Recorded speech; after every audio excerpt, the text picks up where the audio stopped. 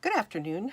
I am sharing another in my series of Valentine Treat Holders, and I've done two, and if you would like to see them, they're on my blog at www.janstampingcreations.com, and I wanted to add the third one. This is using the All My Love Designer Series paper and the envelope punch board. It's really quick and simple, and I think you would enjoy making them if you have a lot to make. We're going to start with a piece of Designer Series paper that's 5 by 5, 5 inches by 5 inches. And this is the envelope punch board. You're going to start by placing it at the 2-inch mark. This is the 2-inch mark right here. And you're going to punch and score. Turn it 90 degrees and line it up on the 3-inch mark right here. And punch and score. And then you're going to turn it another 90 degrees and bring it back to the 2-inch, punch and score, and again 90-degree turn at the 3-inch, punch and score. So it's 2 inches, 3 inches, 2 inches, and 3 inches. And now we're going to turn this, and we'll use the corner rounder. This is the corner rounder, and you're going to slip that in there and just corner round all of your corners, all of your square corners. That gives it a nice finished look. I'm actually going to put this together today with mini glue dots.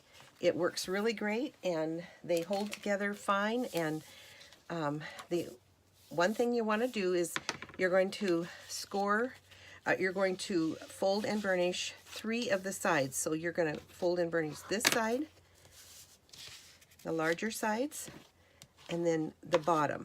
Leave the top up because that will be the backing. So just fold those over easy. And I'm going to use my new Take Your Pick tool. I love this tool. It's so nice. New in the Occasions catalog.